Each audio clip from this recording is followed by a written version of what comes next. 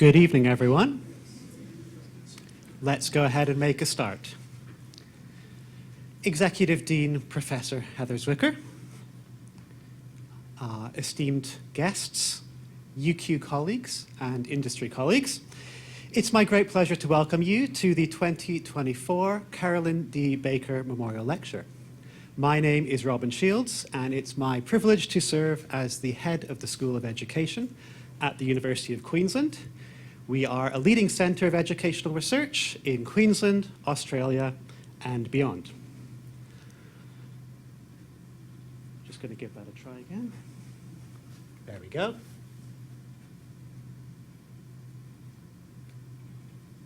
We might want to look at that. Will adapt, okay.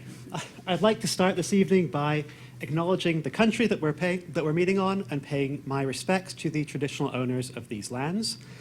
Looking outside across a beautiful sunset and seeing the jacaranda trees, I'm very mindful that these lands have benefited from the care of these custodians for many millennia, and that this connection to country continues today, and that it's underpinned by a deep knowledge and a cultural and spiritual connection to country. I'd like to pay my respects to elders past, present, and emerging, and extend these respects to Aboriginal and Torres Strait Islander guests and colleagues who are with us this evening. I'd also like to highlight that throughout Research and Innovation Week here at UQ, the excellence of work done on Indigenous education here in the school and beyond has been very much at the forefront of what's been going on, and that's wonderful to see. It's a real strength of our school, and it's a very high level of research excellence. I'd also like to recognize that this week the school hosted its first ever meeting of its Indigenous Education Advisory Group. We were really privileged to benefit from local elders and Aboriginal and Torres Strait Islander educators. It's a privilege to benefit from their advice on our teaching and our research, and I'm very mindful through that meeting of the great potential for work in this area, as well as the large amount of work that needs to be done in the future. So tonight's lecture, the C.D. Baker Memorial Lecture, commemorates the life of Carolyn D. Baker, who was an associate professor here at the University of Queensland. Carolyn D. Baker moved to Australia from Canada in 1976. She joined UQ in 1991 as an associate professor, moving from the University of New England. In her time here at the University of Queensland, she served on academic board. She won a major university teaching award, and she was the Director of Research and Postgraduate Studies. I think it's fair to say she excelled in this role. She was widely known and recognized as a skilled supervisor who supported her students in all aspects of the research development, particularly in presenting their work at national and international conferences. One of the key initiatives during her time was the school's postgraduate research conference, which is a tradition that continues to this day. Her legacy lives on in the success of her students, their students and her colleagues, and her body of research and subsequent work that has built upon it. Over the past few weeks, in preparing for this lecture, I've had the pleasure to interact with colleagues, friends, and family of Carolyn D. Baker, who recall their time together warmly. This includes a letter from John, her son, which we'll share with you later in the evening. This lecture concludes the university's Research and Innovation Week programming, and this has highlighted the quality and impact of work done here at the school, with academics winning major university awards and presenting cutting-edge research to significant audiences. It's an opportunity, this lecture, to invite a distinguished speaker to our campus and to engage in discussions on current research at the forefront of the field. So on that note, it is my great privilege and honor to introduce Laureate Professor Jenny Gore. This is also a challenge, however, because fully covering Professor Gore's many distinguished accomplishments could be a lecture in itself. I'm therefore going to cover a few career highlights that show just her many contributions to the field of educational research. This career began as a secondary physical education teacher in South Australia, and then went on to a master's at the University of British Columbia in Canada. I'm really happy to say that Jenny's career then took her here to the University of Queensland, where she held her first academic position, not in the School of Education, but looking at the back of the room in the School of Human Movement and Nutritional Sciences, which is great and celebrates our work together. She then did her PhD at the University of Wisconsin in Madison, and since 1991, she has been at the University of Newcastle, where she has served as Dean of Education and Head of School, and is currently Laureate Professor and Director of the Teachers and Teaching Research Centre.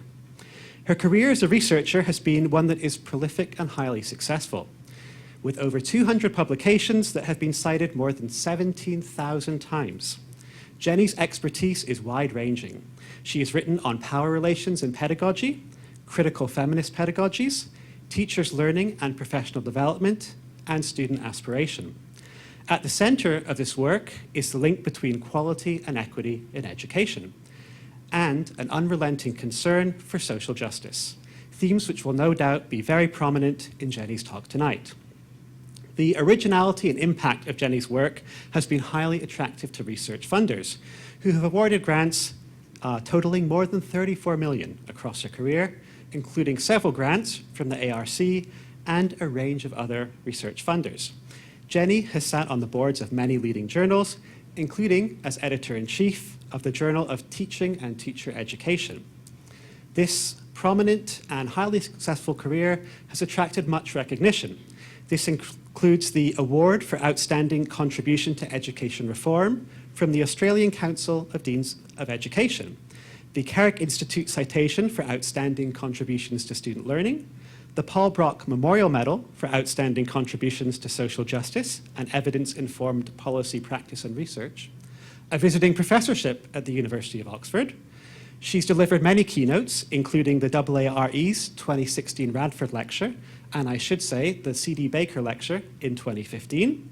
She is an elected fellow of the American Educational Research Association, one of the very few non-Americans to hold this distinction, and she is also a fellow of the Academy of Social Sciences and a member of the Order of Australia. Finally, Jenny is the incoming president of the AARE, and we're all looking forward to her presidency over the coming years. The title of Jenny's talk tonight is Research on Pedagogy-Focused Professional Development, Demonstrable Improvements in Teacher and Student Outcomes. Jenny, it's a great pleasure to welcome you here to UQ. The floor is yours. Thank you. Thank you very much, Robin, for that quite comprehensive introduction. I think I've got about 10 minutes left for my talk now, which is fine. Also, with all of that, I mean, I thought about whether I'd try and craft some wonderful oration tonight, but I think what's more important is to hear about the research. So I'm going to talk about the research, and it'll be somewhat informal in a way, but hopefully of interest to you. I do want to start, though, by acknowledging the traditional custodians of this land and to pay my respects to all elders past and present and all Aboriginal and Torres Strait Islander people who are with us today. Yesterday I had the great pleasure of spending the whole day at Mount Sugarloaf in the Newcastle area with an Aboriginal elder and another colleague, and we learned so much about the culture. You know, I think I was just humbled by how much we don't know. You know, for example, the fact that there were no castles, no forts, no jails in Aboriginal culture, and they had ways to manage everything, drawing on the land around them, the plants and so on. So it was a huge privilege, and I'm still processing all of that information. I wanted to talk to you from about here with a podium here and be able to see my next slide, but we've had a few technical glitches, so I'll probably go between there and here. Let's try with the clicker though. Yeah, and I also just wanted to say what a privilege it is to have been asked to do the Carolyn D. Baker lecture, not just once in 2015, but to be back here. I don't know that many of you were here then. Perhaps a quick show of hands. Anyone who remembers my 2015 lecture? About 5 or 6 of you. And in that lecture, I talked about how I'd gone from sort of feminist post-structuralist work to a randomised controlled trial, which we conducted in 2014 and 15. So that was 30 years of my career, really, that I covered in 2015, because I first began as an academic in 1984 here at the University of Queensland. What I'm going to do today is talk about the remaining 20 years so far of my career, in which we have done more work than I could ever have done in those first 30 years. So there's a lot that I want to share with you about the kind of trajectory that this work has taken that I hope is of interest. So let's get on with it. I am going to talk about what kinds of problems we're seeking to address, but basically they're some of the thorniest problems that face education today. I want to talk briefly, it's not going to work here, about the research program that we've undertaken, and then finally, I seem to have to press 5 times for every slide. Hang on, let's just go back there. Anyway, some key learnings that have come out of this body of work. So the kinds of problems, yeah, this is not going to work. The kinds of problems that we're addressing are, first of all, the quality of teaching. Not that there's anything wrong with the quality of teaching, but it can always be better. And I think, teaching is an enterprise that we never arrive at the final destination. And so it's about how can we improve. Professional development is key to that, but there's so much professional development that has very little impact. And we did, one of our studies looked at the relationship between quality of teaching and years of experience, and we found no statistically significant relationship, which means that teachers at the beginning of their careers are often as good in the classroom as teachers at any other point in their careers. So that's quite sort of shocking to come to terms with that. Can I just check, is the volume loud enough, or shall I just move to the lectern? It's okay? Terrific. Student, I can't see anything now, here we go. Student outcomes and equity are huge concerns, and I know that we hear a lot of talk about student outcomes declining. Sally Larson did a wonderful paper recently analysing 20 years of NAPLAN, PISA and TIMSS data, and found that in fact student achievement is not declining in Australia except in PISA. And PISA is actually where students are asked to demonstrate their analytical skills much more than in some of those other tests. So it does worry me right now, the big push we have on explicit teaching and phonics that is in many ways about a basic education that actually could stifle some of the creativity that is tested in PISA and that is central to not only what we want for young people, but also to the goals for young Australians. And equity, we continue to fail on. I mean, I've been around it for a very long time. Since the 70s at least, this nation has put significant effort into trying to do something about equity. But we still have massive inequities when it comes particularly to students from disadvantaged circumstances and for our Indigenous young people. It's really a travesty that we haven't been able to do better. Teacher wellbeing and retention are huge issues for us. They have been for a long time, but right now I think they've never been of greater concern. And I mentioned the teaching workforce sort of separately because I think that obviously retention is an issue, but we also have shortages, the likes of which I've never seen in my life previously. We have ITE students initial teacher ed students who are saying they just want to be casual teachers now because they just want the money and they don't want to deal with the pressures of being a full-time classroom teacher, which is an enormous worry. I'm not saying all ITE students are like that, but there's certainly seems to be a growing number. We have casual teachers, before COVID, students were spending on average a year with casual teachers, and yet casual teachers receive no professional development. And of course we have a very narrow policy agenda, which I've already hinted at by mentioning explicit teaching, phonics, and a whole lot of other initiatives that sadly are led by non-education people who are making decisions on behalf of teachers, school leaders and young people that I think are causing us some harm at the moment. With this research program, and that's all I want to say about the problems, we know they exist, you're all familiar with them. In terms of methodologies, and I'm just going to go through a lot of this very quickly, we've used a whole range of techniques. So randomised controlled trials, I'll come back and say something about them at the end. They're widely denigrated in Australian education. There's a lot of people, whenever they see RCT, they kind of groan. And, you know, there's, excuse me, a bit of a view that, you know, this agenda to figure out what works is not a sensible agenda. But in fact, as a colleague from the US said many, many years ago, if we're not doing proper experiments with young people, are we just experimenting with them without any kind of basis for those experiments? I mean, it's a provocative question, but it's an interesting one to ask. As Paul Connolly from the University of, I want to say Belfast, said when he gave a keynote address at the BERA conference, the British conference a few years ago, randomised controlled trials are great for some things and they're terrible for others. And we have to be mindful of what we're using them for. They can be very powerful. Good randomised controlled trials also use qualitative data to look at what works for whom, why, under what conditions. It's not simply kind of measures.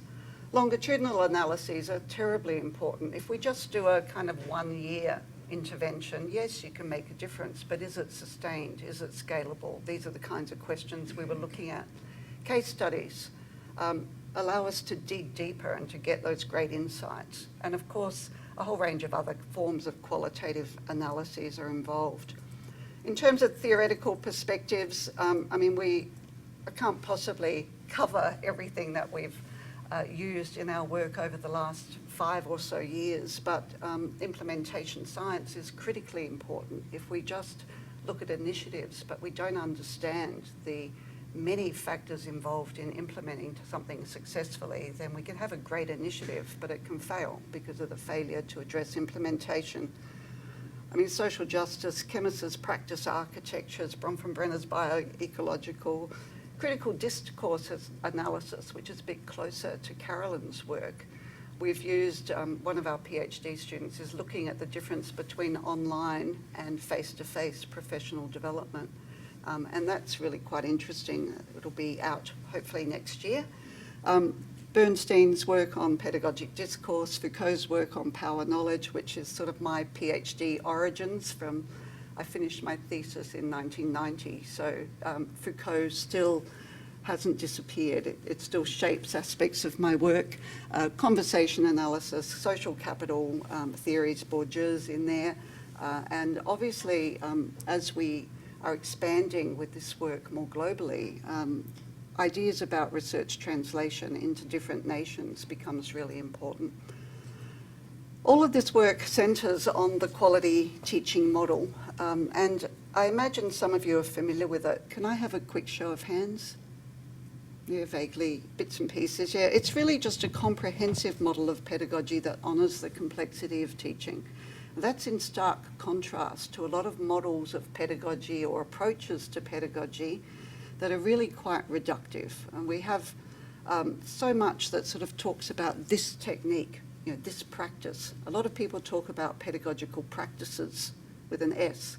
I talk about pedagogical practice. It's about the whole that shapes students' learning experience.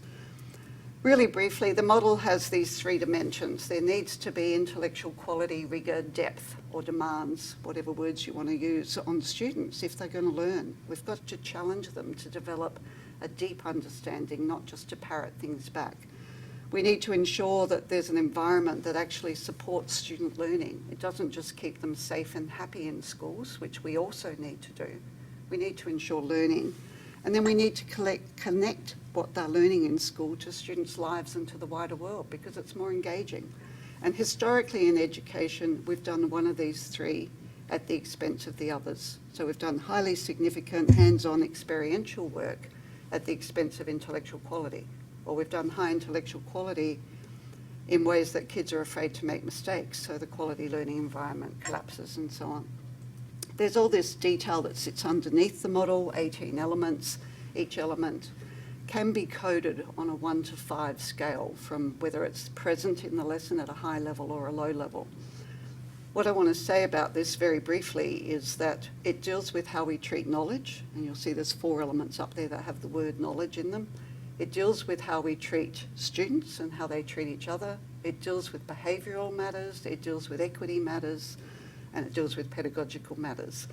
And what we do is, whenever we use this model, we look at every element. So it's not just picking a couple out, it's looking at it holistically, because this is a representation of good pedagogy based on a whole lot of literature that talks about aspects of practice that make a difference for students. Really importantly as well, I wanted to say something that has gone from my mind, so we might just skip that. Now, just having a model is never enough, and so we also developed an approach to professional development that's actually designed to empower teachers to empower each other. And when we say that, like, we're providing some of the PD, we're trying to do ourselves out of a job. The PD we provide takes 2 days for 2 teachers per school. After that, we set them up to run the initiative in their school. So it's genuinely about trying to empower teachers to do this for themselves and each other. The process involves typically 4 teachers who come together. First of all, they discuss something that they've all read. And when we say read, it can be a YouTube clip or a TED talk or a news item or a policy document. It can be anything.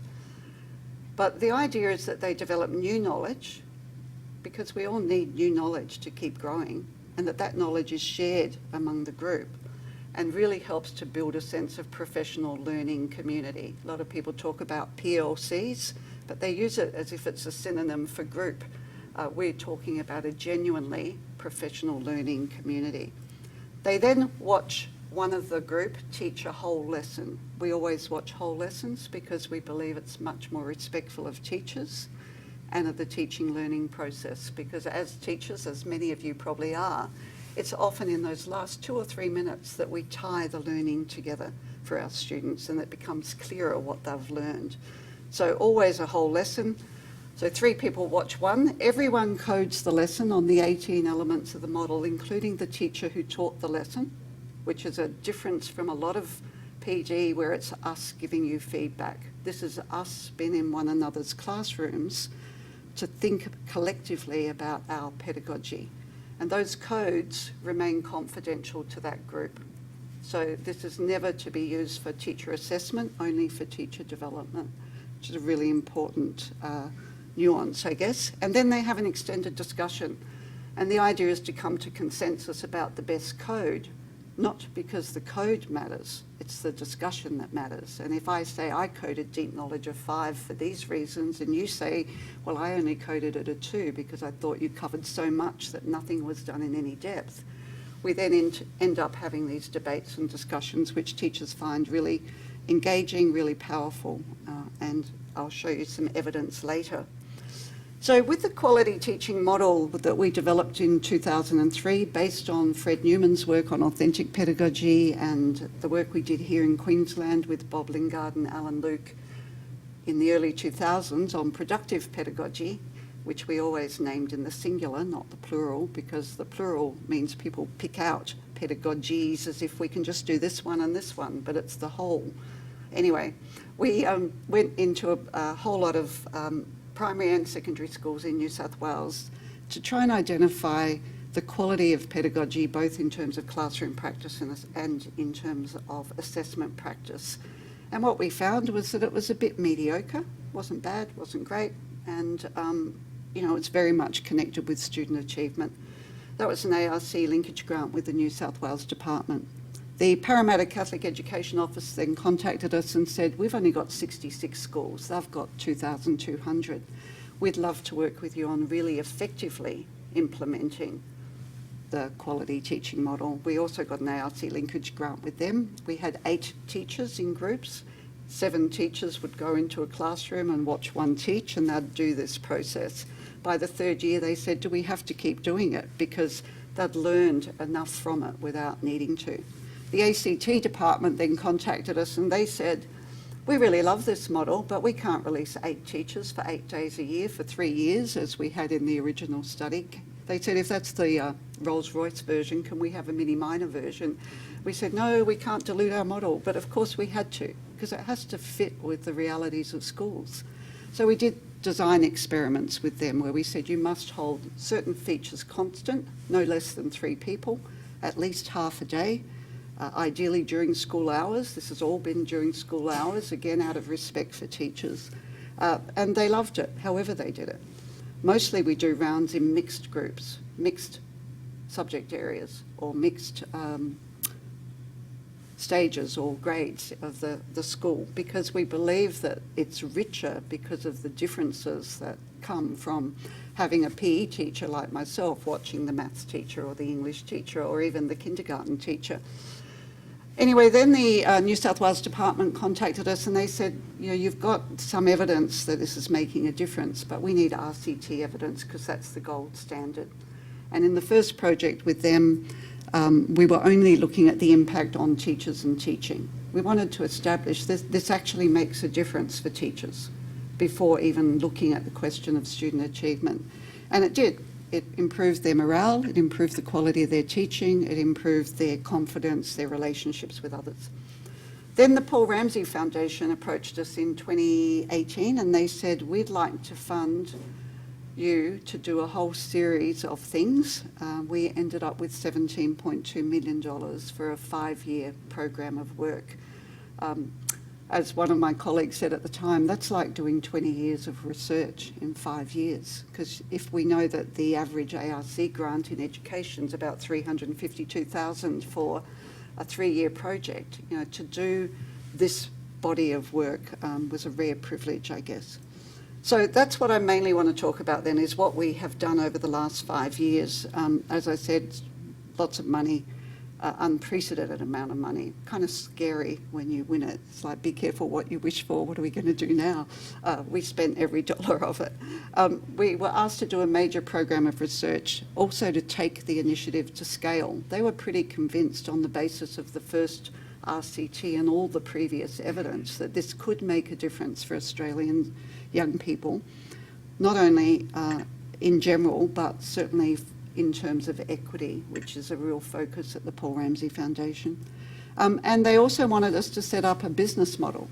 They said, we don't want to commit 17 million to something that falls over at the end. So we want you to come up with a business model that will sustain this initiative beyond their funding period.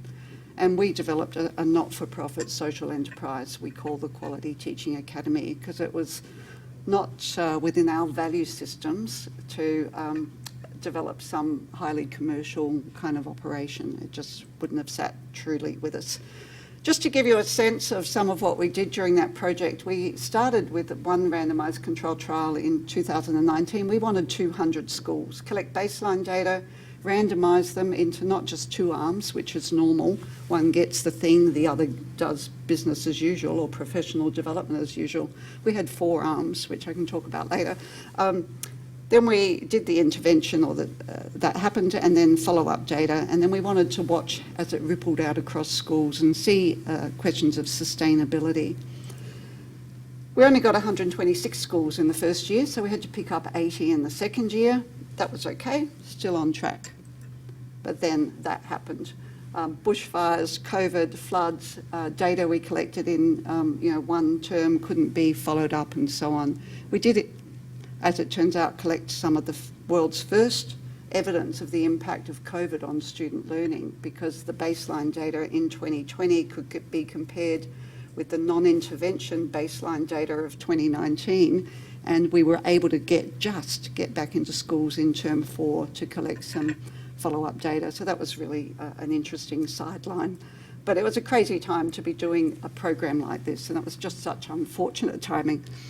So we did those, what you call a split cohort design. So, and I don't know that you can read that from the back, but basically worked with 200 New South Wales schools.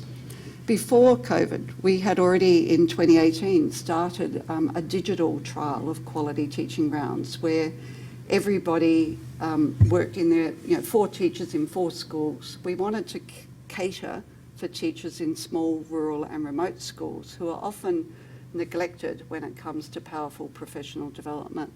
So we did a trial of what we call QTR Digital. We also did a trial in Queensland. The Paul Ramsay Foundation wanted this to affect all Australian schools and children if possible.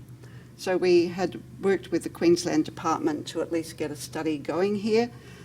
This trial was conducted independently. We didn't collect the data. Colleagues at the Institute for Social Science Research here at UQ collected the data. So it was an independent trial. They only got 58 schools in the first year, and so picked up 42 in the second, 100-school split cohort design. We also went to Victoria, and we had the Australian Council for Ed Research be the independent evaluator. Unfortunately, post-COVID, we only got 40 schools. We had to have opt-in consent, which means every parent and every child had to sign consent forms. So effectively, it was an underpowered trial and didn't produce any useful evidence. We also did longitudinal analysis with all the schools. We did case studies. And then in the last couple of years, we really focused it on whole school reform. And we worked first with 10 schools in the Hunter and then with 20 schools across New South Wales. We generated a huge amount of data. Just as these numbers come up, you can see just how sort of big it was. In 2019, term one alone, we did 12,000 hours of in-school data collection, not only collecting the data, but having to rent cars, book hotel rooms, reimburse people for every bottle of water they purchased at a petrol station. You know, it was a logistical nightmare, really, but we survived that. And I also wanted to say that while that was going on, we had a number of other projects going on. So we ended up working in inclusive ed settings, one of which had a mental health unit for adolescents in there, and that led to a project with a bunch of hospital schools in Sydney. We also have worked in distance education. We've applied this to student teachers, to beginning teachers, experienced teachers, to casual relief teachers who, one of our PhD students who's about to finish, has a lovely study that she did with 32 casual teachers who were employed by schools to do this. So the schools found 4 casuals each school, other specialist teachers, and it was also used to support middle leaders in their instructional role, because middle leaders are often expected to know everything and to kind of be the authority. But what we find is the quality teaching model does the heavy lifting of facilitation a lot of the time. So what did we find out of all of that? We found, first of all, that, well, we gathered a whole lot of empirical evidence looking at the impact on teachers, on their teaching, on students. We also had Deloitte do a cost-benefit analysis because if people are going to invest in this kind of a program, particularly governments and departments of education, they need to know that it's worth it, not just through the evidence, but some of the other measures. Cost-benefit analyses are kind of gobbledygook to me in terms of the calculations they do. But basically, what they found was that the return on investment was a minimum of $40 return to gross state product uplift for every dollar invested in the program. $40 return. Higher education returns between $3 and $4 to the economy, so 10 times. And so it's quite, I mean, they checked and double-checked their figures. They said it was between 40 and 150 for every dollar invested in this program. So it's this body of evidence, I guess, that has enabled us to really demonstrate some pretty powerful results. I just want to grab my phone so I can see what the time is and adjust my words and my speed accordingly. 6 minutes sort of left. I'm going to take an extra 5. In terms of positive effects for teachers, we did see significant improvement in the quality of their teaching as measured by the model. Now, some people talk about reactivity. You taught them quality teaching model, they got better at it. And that's a reasonable concern. It's great that they got better. When I talk about student achievement, we now know that the line between professional development, impact on teachers, impact on students is pretty robust. Huge impact on their morale. And again, at this point in time, with 4 days of professional development, perhaps 2 days to go to a workshop for a couple of teachers, to get significant improvement from beginning to the end of the year on teaching and on morale, it's pretty huge. Also, their efficacy went up and consistently goes up, and their confidence. One of the things that was most surprising to me was experienced teachers telling us they were much more confident. I would have thought they'd be confident, but what they said to us is that they haven't previously had much real feedback on their teaching. You know, they'll say things like, I thought I was pretty good, and this has been really affirming for me, which is really, I think, important as well, and it speaks to the morale lift and the efficacy lift. Much improved collaboration and collegiality. Teachers who do rounds become colleagues and friends, and they still talk to one another, you know, months and years later, because they've had that quite intense experience of being alone together for 4 days, discussing education, watching each other teach. You know, you're a little bit vulnerable, but also some really great results. And all of that, of course, impacts on school culture. When we talk about the effects on student achievement, and that's what a lot of people really want to know, we found statistically significant improvement in both maths and reading using ACE's progressive achievement tests, or PATS, which would be familiar to many of you. Now, if you think about the PD, it's on pedagogy. This is a very distal measure. So if it was a proximal measure, we might have taught teachers how to teach fractions and test kids' capacity to do fractions. We taught them about pedagogy and saw significant improvement in maths and reading. When I say significant improvement, these kids, the schools were matched, the kids were not matched, but the schools were matched, and what we found was the students whose teachers had done rounds were 2 to 3 months ahead of the students whose teachers hadn't. That's a 25% minimum kind of growth in results over the course of a school year. Again, that's pretty significant and pretty rare, actually, on the global stage. We saw improvements in 2 stages. As I might not have said, in Victoria, we wanted to look at Year 8 as well, but we just didn't get the data to show anything there. 2 states, in both face-to-face and the fully online version of this. So 2 teachers come to an online workshop and then they do the rounds online. Teachers just film a lesson and others code it. Also, when I lead the 2-day workshop, in the first trial, we didn't get an effect when it was led by other people. I think it was because, due to delays, it was the very first workshop they had conducted that was part of the study. All of the subsequent studies, we have our people who have come out of schools and who are leading this produce significant results. That means it's scalable. Like, it's not dependent on me. Anyone can learn, I guess, to run the PD.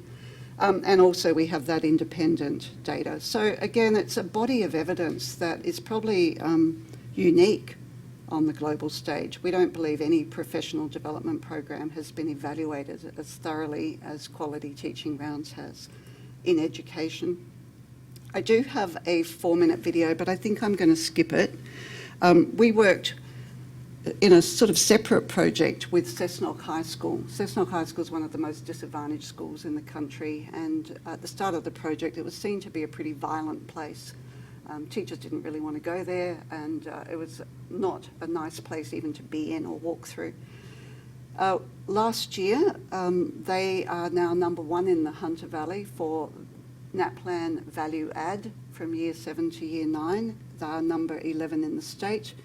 Their HSC results have gone up by 50%. Their attendance is up at triple the state average. Their behaviour has improved dramatically, and the community engagement is just so wonderful. And they've actually won 3 awards over the last little period of time. The Australian Financial Review's Research Impact Award, I guess that came to the university, but it was our work with them. The Regional Education Award, and most recently the Teacher Magazine Award for Leadership went to the team at the school, which is fabulous. But because of that, we are now, the Paul Ramsay Foundation has given us a second grant of $4.3 million to work with 25 highly disadvantaged schools in New South Wales to see if we can produce those same kinds of whole school effects, which are not only whole school, but in the end, the whole community is what we're realising. So I want to get rid of that. It's still playing. I think I might have to use the keys. There we go. Really quickly, this work, I mean, it's not just our own work. Sam Sims, who's an academic at University College London, recently did a systematic review of effective PD, and he and his colleagues concluded that effective PD needs to build teachers' knowledge, it needs to motivate them, it needs to change their practice, and those changes have to be embedded.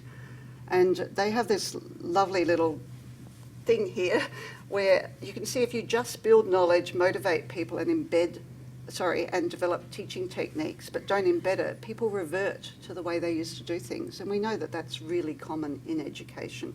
If we build knowledge and motivate teachers, but we don't change practice, there's kind of a gap between knowing something and knowing how to do it.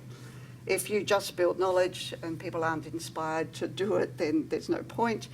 Interestingly, the fourth row down is where we motivate teachers, develop and change practice, but we've got it wrong. And I think for me, a classic case of this is Howard Gardner's work on multiple intelligences that led us all to labelling students as certain kind of learners, not us all. I wasn't part of that. Across the bottom, we have these mechanisms, and quality teaching rounds, I guess, is a form of professional development that does all four of those things, is what I want to say. This model absolutely honours the complexity of teaching. Teachers don't teach one skill at a time, like feedback. They don't teach one child at a time, as is done in many of the cognitive science studies that sit behind the call for explicit instruction. They don't teach one class at a time often. You know, there's so much going on in classrooms. So we want to honour that complexity through the model, and I think treating pedagogy as complex is part of why it resonates with teachers, because they feel like they're being spoken down to when people say, you know, just work on your questioning technique. Well, it's more than that. It goes beyond a focus on content. Content-based PD is important, but in a country like Australia, where we have highly educated teachers, typically they have enough content to teach well. Sure, that can be worked on and we need to update it and so on. But what really matters is what teachers do and say in classrooms. And it's that relationship you have with young people. It's how you are in the classroom that can really change the experience of schooling. So I think going beyond content has been really important. And of course, doing that makes it highly scalable and applicable to all teachers as well. If it's, you know, professional development on teaching ball sports in PE, that suits a small number of teachers in your school. If it's professional development on pedagogy, it suits everybody, and anyone can come together. And it means that you don't have to release all your maths teachers to do this thing. You can have mixed groups. And just to give you a sense, every dot here is a school that we've worked with. And partly that's been supported now because the Federal Minister for Education in July of 23 launched a new project called Strengthening Induction Through Quality Teaching Rounds. So we have $5 million in that project to provide quality teaching rounds for 1,600 new teachers. It's in every state and territory, and that's a cross-sectoral project. And anyone who's a teacher here, if you have any teachers within their first 3 years of full-time equivalent study of working, they can be involved in that project. I want to just quickly say something about the value of robust evidence. You know, having experimental data has been so critical to, I guess, opening doors in the halls of power. We would not have had the funding from the Paul Ramsay Foundation in the first place without the one RCT under our belt. We would not have had meetings with ministers. We would not have a whole lot of other people interested in us and the work we're doing if we weren't able to show that this makes a difference. There's a lot of people who claim that things make a difference, but showing the difference has been so critical. Programmatic research, I know it's sort of a pipe dream for a lot of us. You know, having $17 million to do something is wild, but it saved so much money. We calculated that the research part of the work cost us $13 million, but if we had calculated each of those projects separately, it would have been $16 million. So we saved $3 million or 10 ARC grants in research funding by having this opportunity to do programmatic research. And that's a real message, I think, not just for us, but it's for governments and for policymakers about how they really support solid research in education. Not to say that some of the smaller things are not important either. And then finally, research translation, finally on this slide, research translation requires real care. And we had to be really mindful of the different contexts we were working in around this country. We have been adapting in tiny ways what we do forever. I mean, COVID certainly led to a whole lot of other adaptations. But right now we're working in Sweden. They read about our work, and so we have a pilot study happening in Sweden and are seeking government funding to take it across the country. We have a PhD student who's worked in post-communist Albania, where the teachers don't have the knowledge and they don't have the practice, so they're not doing rounds, they're just engaging with the quality teaching model. We have people in Wales, Scotland, England, Indonesia, Japan. There's a bunch of places, I guess, that are now really, I guess, interested in exploring this. And we have to be very careful that we don't try and just translate things directly from an Australian context into those other places. Oh, don't know what I did then. I'm going to skip this because I'm out of time. I did just want to quickly mention that AARE is going to be working with the Academy of Social Sciences to develop a decadal plan for Australian education research. And as Robin said, I'll be president of the association for the next couple of years. So it'll partly be my responsibility to see that through.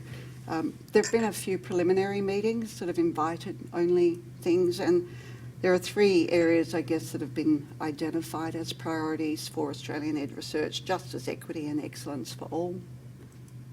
The language will probably change over time. Skilled and resilient workforce in education, and world-class connected research capability. So I just thought I'd show you that because I guess, in many ways it does capture a lot of the things that we're all concerned about in education and that we need to remain very concerned about if we are to make the kind of difference that we need to. I'm going to end with the same quote I ended my 2015 lecture on, because I love this quote. Francois Evold was a student of Foucault's. He said, "We have a responsibility with regard to the way we exercise power. We must not lose the idea that we could exercise it differently." And I think in the choices that we make as scholars, as researchers, as teachers, as politicians, the time right now, I don't think, has ever been more important in terms of the decisions we make about education and educational research. And I guess that question of, what can each of us do differently in terms of the positions and the influence we have to really make a difference to the benefit of teachers and students in Australian schools. Thank you.